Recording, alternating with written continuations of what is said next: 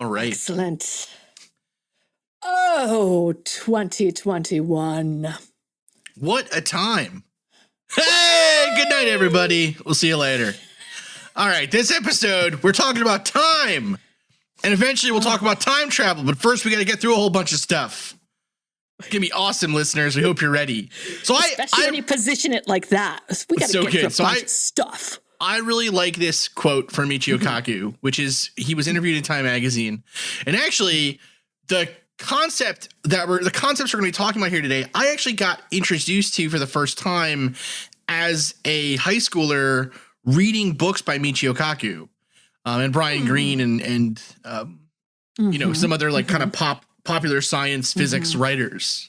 And so here's the quote, "There is a loophole in Einstein's equation that even Einstein realized was there. In Einstein's equation, time is a river.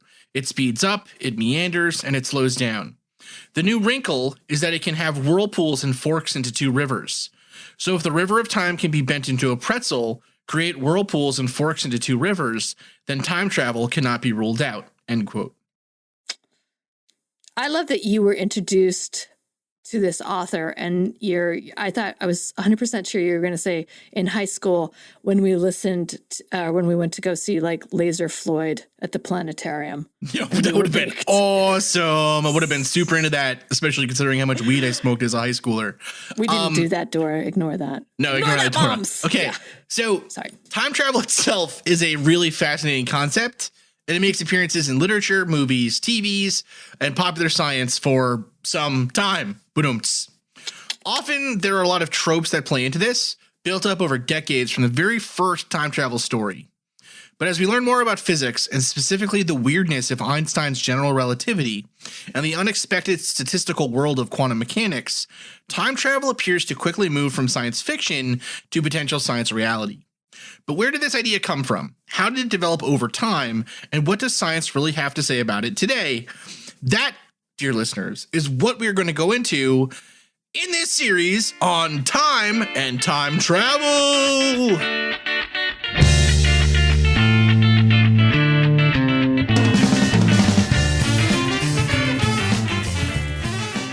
Okay, so Marie. Yes, time travel.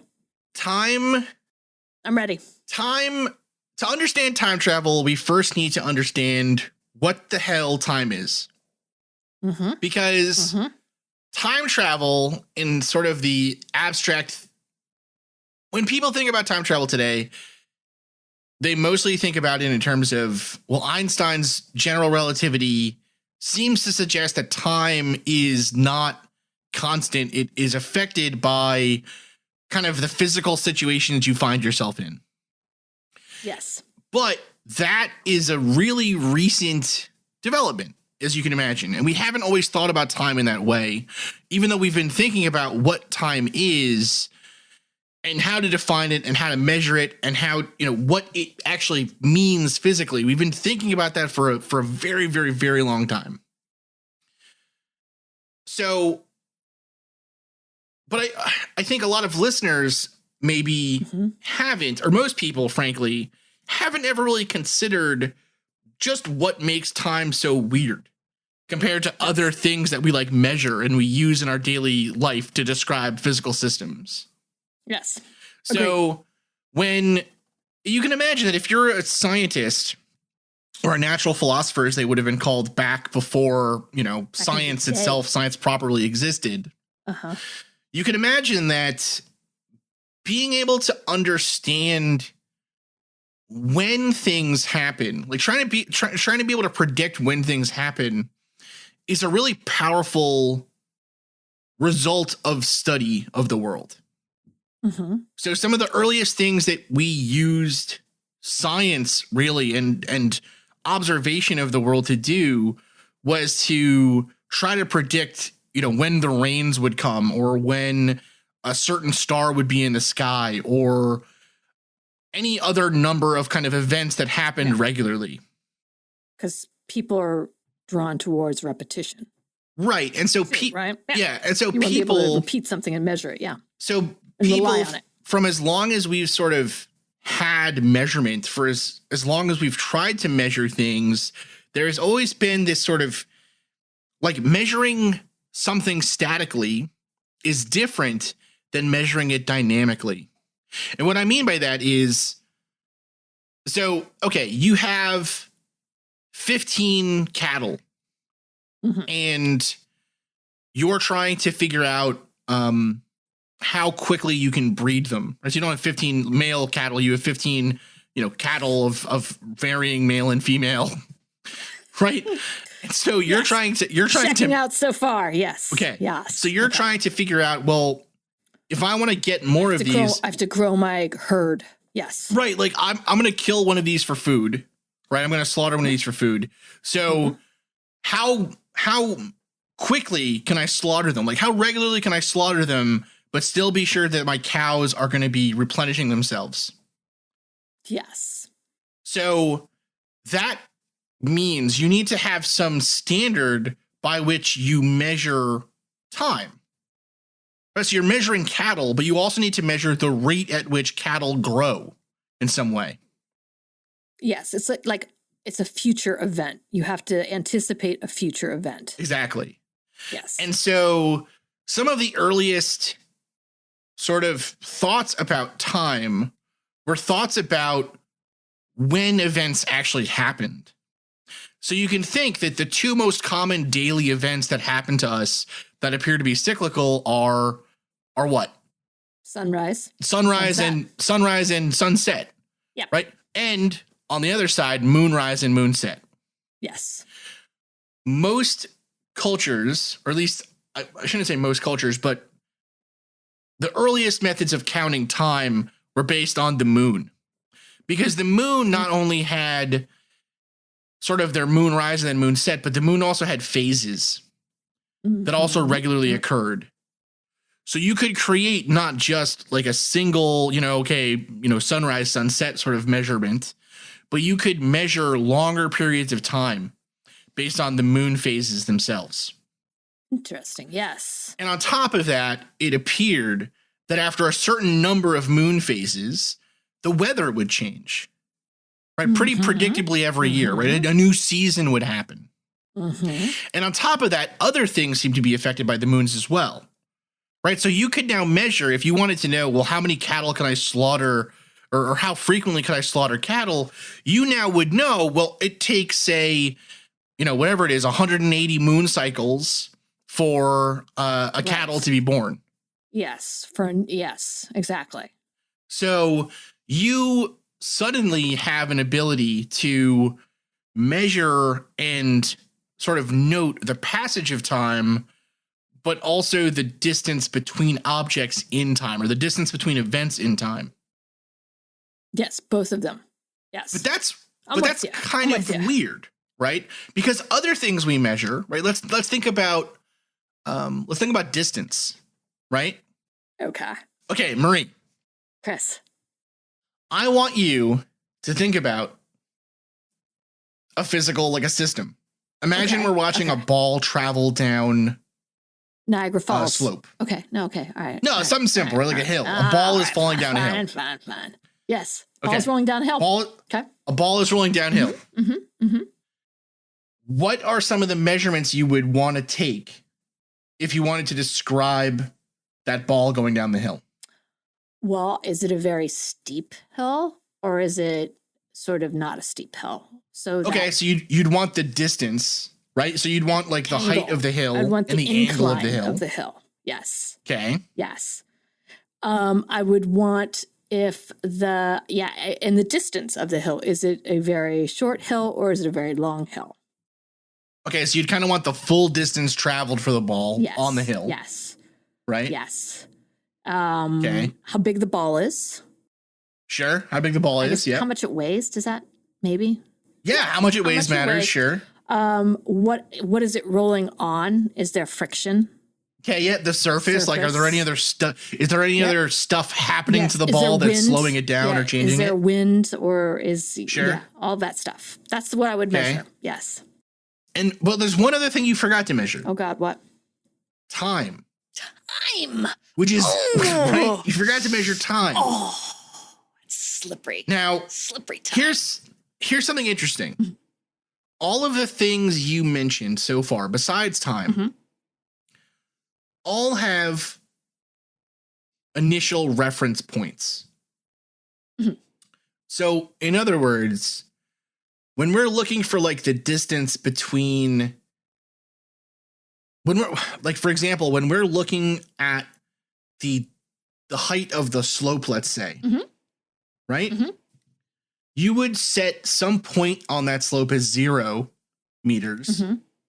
And then you would measure up to the top of it. And then that would be some distance, like let's say it's a meter tall. Yes. Right? Yes. For the mass of the ball, you could say, well, you know, the ball is 30 grams, let's say. Yeah. Right? Yeah. And for all those other things, the angle, whatever, you could have no angle, right? You could have no mass. You could have no distance. You could have no length or breadth or whatever. Right. In all of those cases, then, the physical system still makes sense, even if you're missing some component of it. So in other words, if there was no mass to the ball, I mean, that wouldn't make sense for our scenario here, but you could imagine a situation where there is 0 mass to the ball, right? There's just no ball there, right? You can have no mass. Right. You could have no slope. You could have no, so you can have 0 of those other quantities. Right. But then there would be no ball to roll down, no hill, so. Right, and then we're really sad. The only one of the measurements you can't really have none of is time. Right? Now, okay, that's a little bit philosophical. So let's take a more simple example. Okay. Right? Okay. Let's say you have grapes. You have a bundle of grapes. Okay. A bunch of grapes, yes. A bunch of grapes. Yes. And you want to know, you just want to know how many grapes you have. Yes. Right? So you can start counting the grapes. And each unit of grape is independent of the previous unit. Right? Yeah. Like the number of grapes, like it doesn't, you can have no grapes, you can have 1 grape, you can have 2 grapes, you can have 3 grapes. They're easily countable in that kind of way. They're quantifiable. Right? Yes. They're quantifiable. Yes. Time, though, isn't like that. So in other words, what I mean, I guess, there's no starting point for time. There's no ultimate, like, absolute reference unit for time. So in other words, time can only be measured as the difference between 2 events. But that's not how you think about, like, the number of grapes. Right? You don't think of, like, 1 grape as being the difference between, say, 0 grapes and 1 grape. Right. No, it is an absolute quantity. It's like 1, right? You're counting grapes as 1 grapes. There's not, it doesn't begin and end. It doesn't begin as something and end as something else. It's 1 grape. Exactly. Yeah. Now in physics and in kind of thermodynamics and, you know, just generally measuring of things, we have some absolute reference units. So a good example of this is like temperature. So if you have 0 degrees Kelvin, if you reach absolute 0, that's defined as there being chilly. No motion at all. Sorry. Right? There's no more motion of molecules. Yes. But again, there is no reference point for time, right? There is no 0 seconds. There is no absolute. There's no 0. There is no absolute 0 for time. Right. That's odd. That's really weird. That's not at all what we expect from physical quantities. Oh. Right? So that's one weird thing about time. The other weird thing about time, or one of the other weird things about time, is that it appears to be irreversible. So in other words, time only ever flows seemingly in one direction. Right. Now, in the example of us rolling the ball down the hill, right? We could start the ball rolling down the hill, right? We could just kind of let it roll and it would roll down. And then if we wanted to, we could hit the ball with enough kinetic energy at the bottom of the hill that is exactly equal to the amount of potential energy it had at the top of the hill. Right. Right. So potential energy is like how much energy, essentially it's defined as the amount of energy it would have if it hit the bottom of the hill. But in a perfect system, right? The amount of energy the ball gives falling down the hill, or the amount of energy the ball gains as it falls down the hill, we could hit it with the same amount of energy in the opposite direction. Right. And it would reverse back up the hill and stop. Right. Right. So in that system, we could, in theory, reverse it. Right. We have a physically reversible system. But you're not reversing the time. You're reversing the expenditure of energy. Right. So time is a weird system whereby even though we can seemingly reverse everything else about a system, you know, we could reverse our motions, and we can reapply energy the opposite direction. And right, we could do all these other things to get our system back to almost what it was like before. Or to replicate events. You can never get back to earlier time frames. This is, That's also super duper weird. So when sort of ancient philosophers and early scientists started thinking about time, they had to kind of had to grapple with these really weird concepts that today are still weird to us. So time has no definite reference point, right? As far as we can tell. And time is irreversible. It never seems to go back to its initial starting point. Right. Because it doesn't have one. But you can imagine that wasn't always seen as being the case. Right? So for example, because you can't measure time from a starting reference point, time has to be measured by the distance in time between events. Yes. So the earliest ways to measure time were essentially from repetitive or cyclical events. So the earliest time measuring methods were based on the rise and fall of the sun or the moon, and most often the moon. But some cultures thought, well, okay, but even though time, like everything else is reversible, I can go 15 meters down the street and then I can come back 15 meters back to my starting point. So even though time appears to be reversible, right, I can't get younger by walking backwards in time or moving backwards in time. Right. Maybe time it's not reversible, but maybe it's cyclical.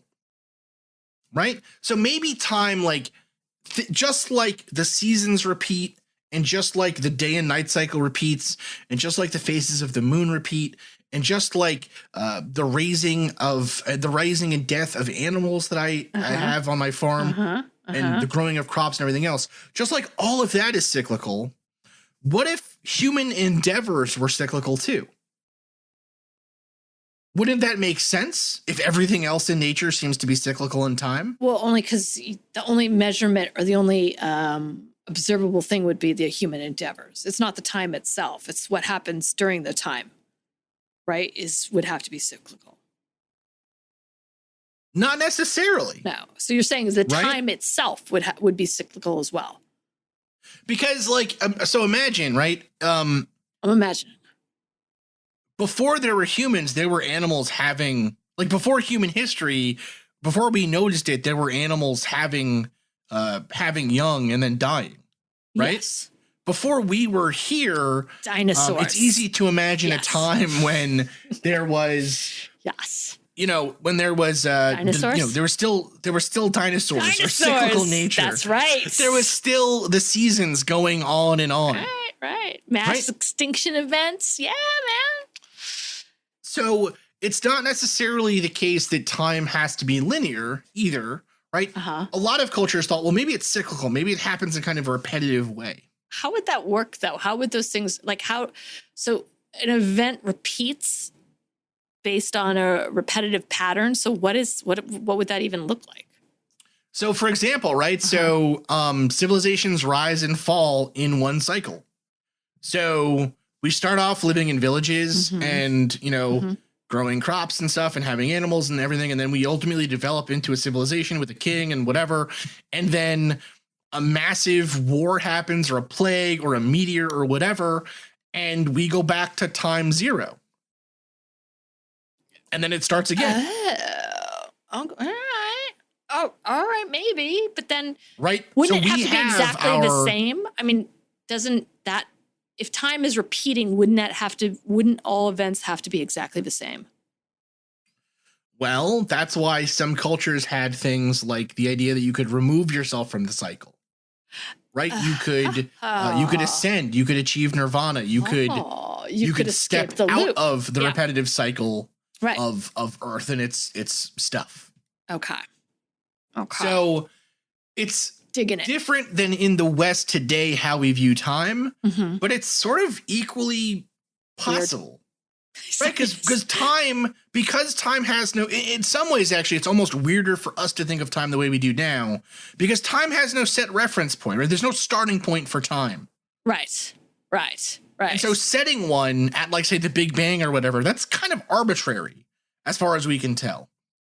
Yeah. We're just measuring back to a time when there was no mass or there was no energy or whatever. Got to start somewhere. Yeah. All right. So these two things have really made people want to kind of theorize and philosophize about time in the way that we just did. But what's more interesting about time, kind of to our modern day theories or our modern day viewpoint, is using it to describe physical systems and therefore using it to predict the outcomes of physical events, which is what we today call mathematics. But in, the 1300s would have gotten us hung for being warlocks and witches. So, okay. Those were the days. So let's say, Marie, that we figure out a way to measure the amount of time between one moment to another, and we call it the second. Okay. And we use, to get that measurement, we have a standard, object that we use that kind of cycles back and forth, and we know that that's what it is. Right. So that's why, like, a lot of early time, it's going to take a lot of buy-in from a lot of people to agree on that. Well, okay, we have our own mathematics, Marie, because we're way too cool. Right. That's true. So actually, that's a really good point. Imagine the difficulty, right? So you can agreeing on the second. Yeah. Like me and you, right? I could say, this is how big a foot is. And then I can just give you a thing that's the length of a foot and say, okay, this is from now on what we mean by a foot. And you can distribute that across the land. Yeah. How the hell do you distribute a second? Or just agree on it. Like, how would you agree on what a second is? Because that's, again, really arbitrary. Yes, like it's completely arbitrary. Things grow in feet. Things, you can experience things and measure things in feet, but you can't, a second. Yeah, no. And then how would you agree on it? How would you even socialize that out without some kind of mechanism? Some of the earliest ways of doing that were by using dynamical systems. Now, what I mean by a dynamic system is we've already described some dynamic systems, right? The ball falling down the hill or the sun and moon rising in the sky. Those are all dynamic systems. A dynamic system is essentially any physical system that has a component to it that varies in time. Yes. So like a static system happens irregardless of the time frame or how long it happens. But a dynamic system is affected by and reliant on time as a measurement. So anytime there's any kind of change or movement or anything, it's a dynamic system. All right. Okay. One simple dynamic system we've already mentioned is the sun and the moon rising. We can, by that measure, define pretty big amounts of time, right? We can measure and say, this is approximately what a day is equal to, right? It's the time between, sunrise and sunset. Yes. and then moonrise and moonset, let's say, right? So I can define how long a day is and how long a night is. However, because of the way that the sun travels because of the way that the earth travels the sun, I should say, the length of time actually meant by a day and a night changes over the course of the year. Sure does. So as ancient astronomers started finding that, okay, we have this length of time we're going to call a day and a length of time we call a night, they also noticed that over the course of subsequent days and nights, the length of the two seem to vary. Yes. And so the way you could create this reference point is, for example, okay, I know how long a day is, right? Right now, I know how long a day is. I am going to set up a system where the amount of time it takes for my system to go through one process in full is the length of a day. So maybe my system is a candle. So I have a super big candle that burns down at the end of the day. Gonna have to have a lot of candles, but yes, I'm with you. So that's one I could do, right? I could do that. Yeah. Another one I could do is I could make what's called a water clock. Okay. So that's basically how long does it take to fill up a bucket? And so I could say, okay, well, this river flowing, I know that a day is the time it takes to get from the bottom of the bucket to the top of the bucket. Exactly. And I can use the flow of other stuff too. I could use hourglass. Exactly. I could use sand, right? If I know that this amount of sand, it has to pass through this thing in one day, I'm gonna need a big ass hourglass, right? I mean, a comically huge hourglass or very viscous sand, but I can actually get a unit of measurement. Yes. It's from those sorts of measurements that then you could say, okay, well, if I know that this bucket is one day, then if I had, like, say, 12 buckets, I could break up the day into little bits. And I could break those bits into smaller bits and smaller bits and smaller bits and smaller bits. But again, we still have this problem where time is kind of, we're measuring it, right? We're measuring it and we have kind of a set standard of it. But it's not very elegant. It's not very elegant, and we're not really using it yet in an interesting way. Right. We're just trying to capture it. Yeah. That's what we're going to get into in our next section. Oh, I was just getting into it. I know. Me too. I was all in the time travel. Okay. Okay, we ready? Yes. Okay. So now, Marie, we are. Wait, I thought you meant next section as in next episode. No. How was it? No. How long? What time are we at? We're only at like 20 minutes. Okay, good. Okay, good. Okay, cut it. All right. All right. Okay. All right. So, Marie, Chris, we are stupidly burdened with sand and water and hourglasses now. God, and cattle and crops, and the days seem like they're getting shorter. The nights are longer. We're freaking out. It's a mess. Me out over it's a complete here. mess. Oh, right? Yes. So, okay. Now we're able to do some science, though. All So, right. let's look About at time, dude. About time. It's about time. Okay. Let's say I want to measure a physical event. Okay. Right? So let's use the most famous example of all time from science, which is Newton's apple falling to the ground. Ah, okay. All right. Yes. If I wanted to understand how the apple falls, right? So I want to know, like, well, how long does it actually take, or how does the apple fall? Like, what's going on there? To understand that system, I need to have an understanding of time as well. Yes. And so I need essentially to start formulating mathematics or physical representations of these systems that I'm working in that include time in some way. Yes. So, for example, I know that if I throw an apple up into the air, like if I throw an apple up into the air, Marie, what happens to it? Like, describe its flight path to me. So the apple goes up into the air and then it comes back down. All right. So it goes up in the air. Check. Really quickly. Then it seems to slow down. Mm-hmm. Almost pause and then it stops at the top. Mm-hmm. And then it starts to come down again. Yes.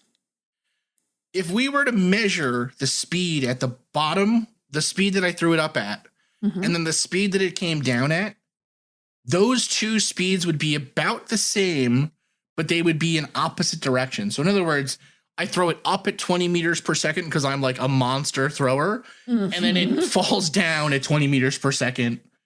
Right. Right? Roughly the equivalent, yes. Roughly the same time. Mm-hmm. So it appears then that there is some, if I just measured the distance that it fell, that isn't really enough information for me, right? Because it just goes up a certain height and then it comes down. Right. If I include time though, suddenly I can measure a lot of other interesting things. So for example, how quickly is the apple moving at any given time? Mm-hmm. Right? Which is what we call velocity. Yes. So the apple goes up, and as it goes up, its velocity decreases, it stops, and then it starts to come down again. Right. Okay. So velocity then I'm going to define as how far something can travel in any given unit of time. Yes. So it's like how many meters is the apple going per second? Right? Mm-hmm. Now, something, though, seems to be happening, whereas I throw the apple up, the velocity goes down. Then it stops, and then the velocity increases as it falls back to the earth. So what is affecting it to make it slow down? And not only stop? Right. First off, what is the force that's stopping it? Right, because something is stopping the apple. What the hell is stopping it? That's really confusing. You should just, especially with your massive arm, you should have been able to just throw it and it should just keep going. Oh God, I'm a monster. 20 meters per second is an insane speed for an apple. You're a monster. It should just keep going. It should just keep going. Yes. Something stopped it. Yeah, for our listeners here, 20 meters per second is 44 miles per hour. Right? Wow. I'm throwing that apple pretty fast. You know, not like pitcher fast, but like, that's not bad. That's not if I trained up, I'd be getting there. What if I wanted to describe the rate? So I have something that I have already described as the rate of change of the distance, basically, right? It's the distance traveled per second. What if I wanted to describe something as the rate of change of velocity? Ooh. Okay. So I want to say, I'm going to call something the difference between the velocity at any given moment of time, right? So the distance, the difference in velocity between 0.1 and 0.2 in time. Right. And during time, there's different velocity. It's not the same velocity. Exactly. So my velocity my velocity is changing over time, and the rate of that change, I'm going to call acceleration. Mm-hmm. All right. I'm with you. Now, what's really weird? What's almost mind-bogglingly weird, or mind-boggling. Either way, mind-boggling weird. It's mind-bogglingly weird. Yes. If I looked at the force that I threw the apple with. Oh, okay. Right. So how much energy I gave the apple to throw it. Mm-hmm. It turns out. So, okay, I can measure that acceleration now, right? Yes. So you have an equation for it. Yes. That acceleration appears to be the same regardless of the object. Oh. Okay. That's really weird. That is weird. That's like super weird, right? Right. Regardless of it going up, coming down, no matter what the object is the acceleration is the same. Yeah. That's like really weird. That's peculiar. And the only things that seem to happen is that the distance that the object changes, or rather the distance that the object goes up, changes. So the distance that it goes before it stops in midair changes. And the mass of the object seems to have a relationship to that. Okay. But that acceleration is constant. That's super duper strange. That is. Now that I know that acceleration is constant, I seem to have hit on something fundamental about the universe. Right? No matter where I am on Earth, apparently, right? And I'm Isaac Newton, so I've only been to like 3 countries. But apparently, it doesn't matter what object I use. Doesn't really seem to matter where I am, how high up in the sky I am or low to the ground.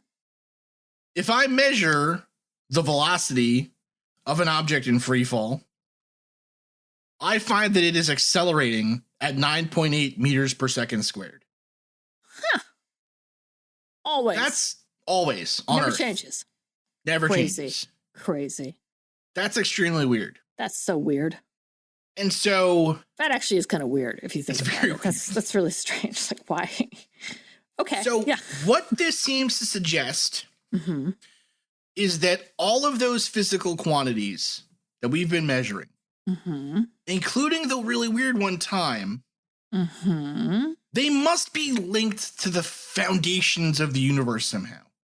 Right? Because otherwise, how is it possible that there's this constant? It's always the same. Yeah, like that, right? We've glimpsed into God's plan for the universe. That's some trippy stuff. Isn't that weird? Trippy. That's getting trippy. Well, yeah, I mean, yeah, that is strange. That is strange. It's very strange. I'm with you.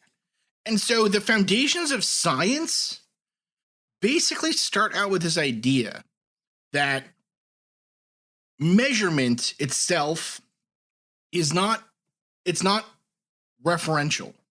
So in other words, it doesn't matter how you measure stuff. And even if we had defined the second in a different way, like if we had said that a second was like, the actual second was 10, it was a minute, but we've been calling it a second. We would still find ultimately that there is some constant for the acceleration of gravity on Earth. No matter what. It would, right, no matter what. No matter what we use for it. Yeah, okay. So it doesn't really matter what language we speak mathematically, because we'll always come down to these sort of fundamental numbers that exist out there. That's crazy. And that sort of couches our belief in what time is. So we start looking for like the perfect mass. Like, what is 1 gram exactly equal to? Right? We start looking for like, well, how long really is a second? Right? What is a more perfect way of describing a second from one scientist to another? So that measurement itself, in a way, almost becomes its own science. Right, because you can back it out from the constant. Exactly. Right? So now we no longer need like the flow of a river or we can use those as easy methods, right? But now that I know that there's a physical constant called the acceleration of gravity, I can back out how long a second is in this system based on how long it takes something to fall. And because that constant exists, it doesn't matter to anybody else. Right? It doesn't matter how anyone else describes a second or where I am or anything else, because that acceleration will always be the same. Proof. Right. And so I can always find what a second is. And so from that really is how we get to modern day timekeeping, right? So we start building basically more and more advanced methods of measuring that second or that moment, really, the distance in time. And we sort of forget all that other weird stuff for a little bit. We're kind of like, okay, well, clearly time is a real thing. It exists. There must be a reference point back there someplace. Who knows what it is? Maybe it's creation. Maybe it's the Big Bang, whatever. We're not going to worry about it. Whatever. Okay. And this idea that time, a second, is defined as like a universal constant someplace out there, that retains. That idea sticks around. All of this makes sense. All of this is like, okay, this makes perfect sense. Everything is great. Check. Until we start doing experiments with electromagnetism. What? And then suddenly our description of time as like a physical constant that exists out there someplace that must relate back to these physical values that are true regardless of where we are or who we are or whatever. Uh-huh. Those start getting questioned in a huge way. Come on. It's from those theories and the math that relates from them that we get into kind of the modern world where time travel suddenly becomes possible again. And that's where we'll pick up next episode. I was just getting out my giant candle, dude. Damn it. I'm sorry, Marie. That's all right. Whatever. Fine. That's fine. That's fine. No. Thank you again, dear listeners, for listening to the Mad Scientist podcast. I have been your host, Chris Cogswell, joined by my co-host, Marie Mayhew. If you'd like to contact the show, please send us an email at themadscientistpodcast@gmail.com. That's all one word. You can also follow us on Twitter at Mad Scientist Pod or at Team Giant Squid for Marie. And of course, you can see us on Facebook, on Instagram, and all over the internet as the Mad Scientist Podcast. And again, our logo is the one with the pumpkin head, so it's easy to see. Mm-hmm. If you've enjoyed the show tonight, please consider supporting us on Patreon, where the money that you give to us will help us to promote this show further, to make it better, and just to spend more time making it. Because we love doing that. We do love doing that. Our logo was designed by Carrie Shaheen. Our web design is done by Desdemona Howard. Woohoo! And our sound design is done by Jake Cardinal. Thanks again for listening. Thank you. This has been a Damn It Chippy production. The force that I had to give it is related to the height that it can achieve. Woo. We talk about force, dude. Give me a second. Oh my God. Okay. Uh-oh. Oh my God. Oh, what is my problem right now, Marie? Dude, what's going on with you? Are you okay? I'm sneezing. Wow. You scared me there too. I'm not. Oh, give me a moment. All right. Allergies, man. Ooh. Taking in some cough drops. It's going good. Oh God. Are you getting sick? I hope not. How would you be getting sick? You should be going out. I'm not going out. Thanks, Mom. Uh-oh. I stay inside with my cat. Uh-oh. Borg's looking at you like, yeah, it's my fault. Sure. It's definitely Borg's fault. Sure, asshole. Sure. That's what they're saying. She's the only one in this house going out. Okay, you ready? I'm ready. Okay.